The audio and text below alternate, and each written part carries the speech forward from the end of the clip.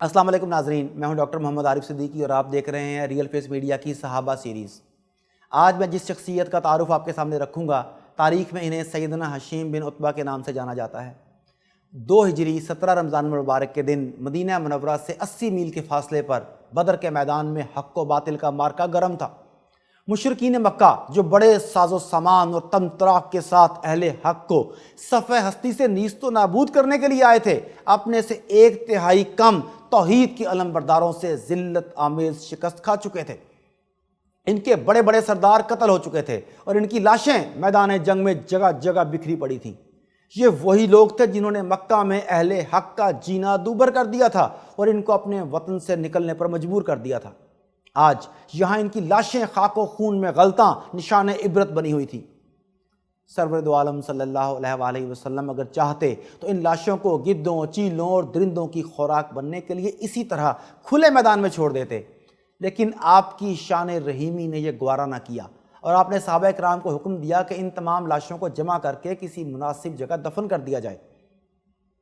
صحابہ کرام نے میدان کا چکر لگایا تو ایک جگہ ایک بڑا کنواں نظر آیا جو مدت سے غیر مستعمل پڑا تھا۔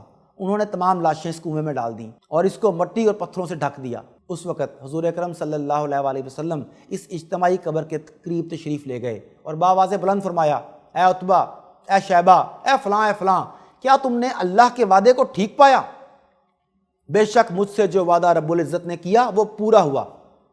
جس وقت آپ کی زبان اقدس سے یہ الفاظ ادا ہو رہے تھے، وہاں پر موجود حضور کے تمام جانثاروں کے چہرے عبرت پذیری کا مرقع بن گئے، لیکن ان میں سے ایک صاحب رسول نہایت غمزدہ معلوم ہوتے تھے۔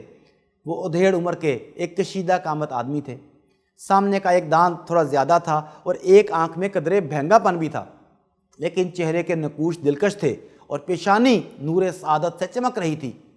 ان کو غم و اندوہ سے نڈھال دیکھ کر رحمت عالم صلی اللہ علیہ وآلہ وسلم نے اپنے قریب بلایا اور بڑی شفقت سے فرمایا، شاید تم کو اپنے باپ کے مرنے کا غم ہے۔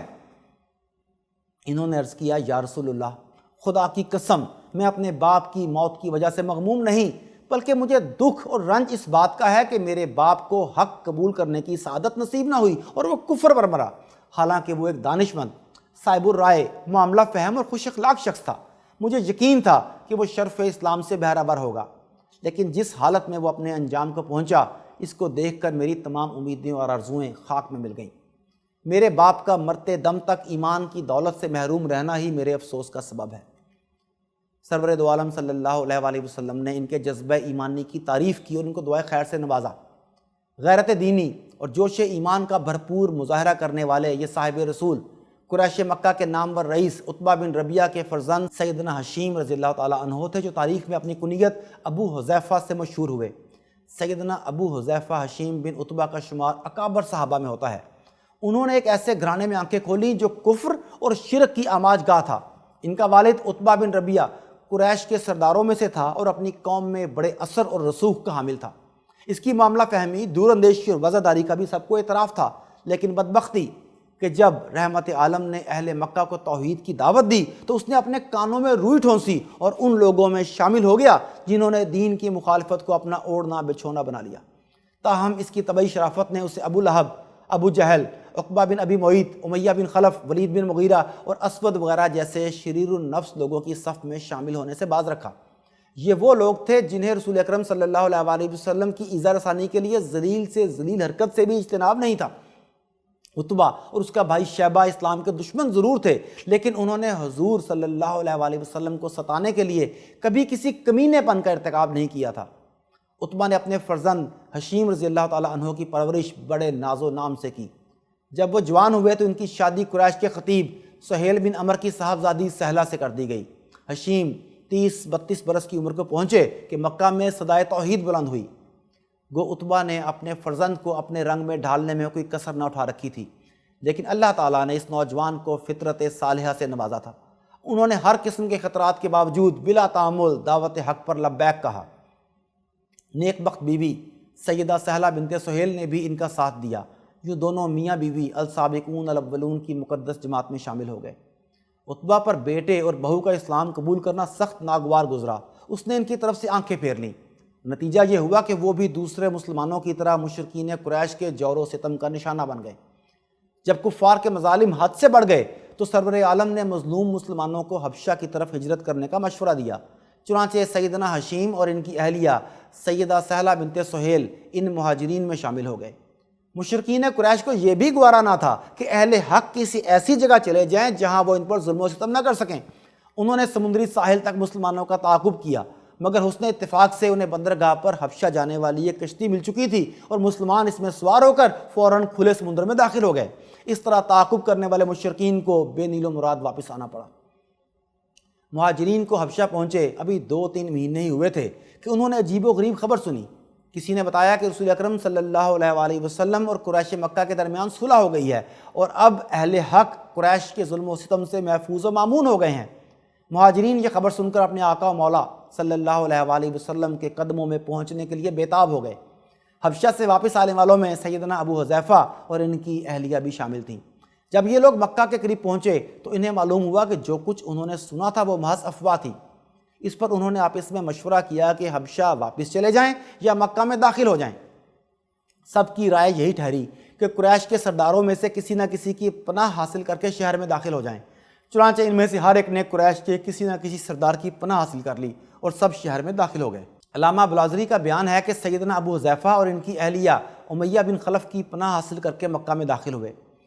یہ اصحاب یوں تو اپنے وطن واپس آ گئے اور رسول اللہ صلی اللہ علیہ وآلہ وسلم کی زیارت سے شاد بھی ہو گئے، لیکن انہوں نے دیکھا کہ حالات کی ناسازگاری میں مطلق فرق نہیں آیا اور مشرکین کے مظالم شدید سے شدید تر ہوتے چلے جا رہے ہیں۔ اس پر حضور اکرم نے پھر ہدایت فرمائی کہ مظلوم مسلمان حبشہ ہی کی طرف ہجرت کر جائیں۔ چنانچہ وہ دوبارہ حبشہ کی طرف ہجرت کے لیے نکل گئے۔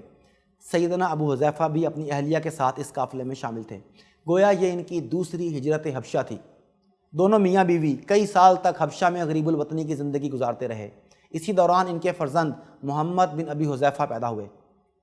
علامہ ابن اسحاق کا بیان ہے کہ مہاجرین حبشہ کی ایک جماعت تو سیدنا جعفر طیار بن ابی طالب کے ساتھ 6 ہجری تک حبشہ میں رہی اور غزوہ خیبر کے موقع پر واپس آئی۔ البتہ 33 مردوں اور 8 خواتین پر مشتمل ایک جماعت حضور کی ہجرت مدینہ سے کچھ عرصہ پہلے حبشہ سے مکہ واپس آ گئی۔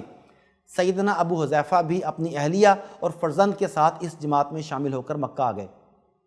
چند دن بعد حضور صلی اللہ علیہ وآلہ وسلم نے مسلمانوں کو مدینہ کی طرف ہجرت کرنے کی اجازت دی تو سیدنا ابو حذیفہ بھی اپنی اہلیہ، فرزند اور آزاد کردہ غلام سیدنا سالم کے ہمراہ مکہ سے ہجرت کر کے مدینہ چلے گئے۔ اس طرح ان کو تیسری مرتبہ راہ حق میں ہجرت کرنے کا شرف حاصل ہوا۔ ابن سعد کا بیان ہے کہ مدینہ منورہ میں سیدنا عباد بن بشر اشلی نے سیدنا ابو حذیفہ اور ان کے خاندان کو اپنا مہمان بنایا۔ جب رحمت عالم صلی اللہ علیہ وآلہ وسلم نے مدینہ منورہ میں نزول فرمایا اور چند ماہ بعد مہاجرین اور انصار کے مابین مواخات کرائی تو سیدنا ابو حذیفہ کو ان کے میزبان سیدنا عباد بن بشر کا دینی بھائی بنایا۔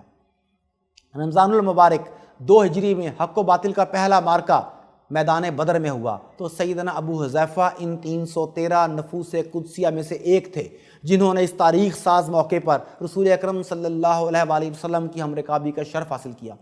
دوسری طرف کفار قریش کی قیادت سیدنا ابو حذیفہ کے باپ عتبہ بن ربیعہ کے ہاتھ میں تھی۔ اس کے ساتھ اس کا دوسرا بیٹا ولید، بھائی شیبہ اور نواسہ حنظلہ بن ابی سفیان تھے۔ بعض سیرت نگاروں نے لکھا ہے کہ عتبہ کی دلی خواہش تھی کہ کسی طرح لڑائی ٹل جائے، چنانچہ اس نے حکیم بن حزام کو پیغام دے کر ابو جہل کے پاس بھیجا کہ بہتر یہی ہے کہ ہم اپنے چچا زاد یعنی رسول اکرم صلی اللہ علیہ وآلہ وسلم سے مقابلے سے ہٹ جائیں۔ ابو جہل یہ پیغام سن کر بھڑک اٹھا اور کہنے لگا، عتبہ کا ایک بیٹا یعنی ابو حذیفہ محمد صلی اللہ علیہ وسلم کے لشکر میں ہے، وہ اس بنا پر لڑائی سے جی چراتا ہے کہ کہیں اس کا بیٹا نہ مارا جائے۔ حکیم بن حزام نے واپس جا کر عتبہ کو ابو جہل کے رد عمل سے آگاہ کیا تو اس نے کہا، لوگ دیکھ لیں گے کہ لڑائی کی نوبت آئی تو بزدلی کا داغ کون اٹھاتا ہے۔ اس کے بعد عتبہ نے ایک سرخ اونٹ پر سوار ہو کر قریش کے سامنے ایک زوردار تقریر کی جس میں ان کو لڑے بغیر واپس چلنے کی تلقین کی، لیکن ابو جہل اور دوسرے جنگ پسند مشرکین نے اس کی کوئی پیش نہ چلنے دی۔ لڑائی کا آغاز ہوا تو عتبہ نے ابو جہل کے طعنے کو عملاً غلط ثابت کرنے کے لیے اپنے فرزند ابو حذیفہ کو مقابلے کے لیے للکارا۔ بعض روایتوں میں ہے کہ خود سیدنا ابو حذیفہ نے جوش ایمانی سے بے قرار ہو کر اپنی باپ کو دعوت مبارزت دی۔ سیدنا ابو حذیفہ کی ہمشیرہ ہند بنت عتبہ بھی باپ کے ساتھ آئی تھیں۔ انہوں نے بھائی ابو حذیفہ کو باپ اور دوسرے اقربا کے سامنے شمشیر بکف دیکھا تو غصے سے بے قابو ہو گئیں اور بھائی کی مذمت میں شعر پڑھے، جن کا مفہوم کچھ یہ ہے: بہنگا، بڑے دانت والا، جس کا طائر بخت سخت منحوس ہے، یعنی ابو حذیفہ جو دین میں سب سے برا ہے، کیا تو اپنے والد کا شکر گزار نہیں جس نے بچپن سے تیری پرورش کی یہاں تک کہ تو نے بے داغ جوانی پائی؟ باپ نے بیٹے کے مقابلے پر آنے سے پہلو تہی کی یا بیٹے نے باپ کی دعوت مبارزت کو قابل توجہ نہیں سمجھا؟ بہرحال دونوں کے درمیان مقابلہ نہیں ہوا، البتہ عتبہ سیدنا حمزہ بن عبد المطلب کے ہاتھوں مارا گیا۔ اس کا مشرک بیٹا ولید، بھائی شیبہ اور نواسہ حنظلہ بھی لڑائی میں مارے گئے۔ لڑائی کے بعد سرور عالم صلی اللہ علیہ وآلہ وسلم نے مشرکین کی لاشوں کو اندھے کنویں میں دفن کروایا تو وہ واقعہ پیش آیا جس کا میں ذکر کر چکا۔ ناظرین، بدر کے بعد سیدنا ابو حذیفہ رضی اللہ تعالیٰ عنہ دوسرے تمام اہم غزوات میں بھی بڑے جوش اور جذبے کے ساتھ شریک ہوئے، ہر مارکے میں نہایت پامردی سے لڑے۔ 11 ہجری میں سرور عالم نے وصال فرمایا اور سیدنا ابو بکر صدیق رضی اللہ تعالیٰ عنہ نے خلافت سنبھالی تو سارے عرب میں ارتداد کے شعلے اٹھے۔ اس پرآشوب دور میں سیدنا ابو حذیفہ نے بڑی سرگرمی سے خلیفۃ الرسول صلی اللہ علیہ وآلہ وسلم کا ساتھ دیا اور مرتدین کا کلا کما کرنے کے لیے سر دھڑ کی بازی لگا دی۔ اس فتنے کے سلسلے کی سب سے خونریز لڑائی جنگ یمامہ تھی۔ اس میں لوہے کی لوہے سے ٹکر تھی، اس طرف بھی سخت کوش عرب تھے اور دوسری طرف بھی عرب، لیکن ایک فریق اللہ اور اس کے رسول کے لیے لڑ رہا تھا اور دوسرا مسیلمہ کذاب کے دجل و تلبیس کے زیر اثر لڑ رہا تھا۔ اہل حق کی صفوں میں سیدنا ابو حذیفہ بھی اپنے منہ بولے بیٹے آزاد کردہ غلام سیدنا سالم ان سب کے ساتھ شامل تھے۔ دونوں نے لڑائی میں ایسی جاں فروشی کا مظاہرہ کیا کہ شجاعت بھی آفرین پکار اٹھی۔ آخر بے شمار زخم کھا کر حق کے دونوں جانباز سپاہی جام شہادت پی کر خلد بری میں پہنچ گئے۔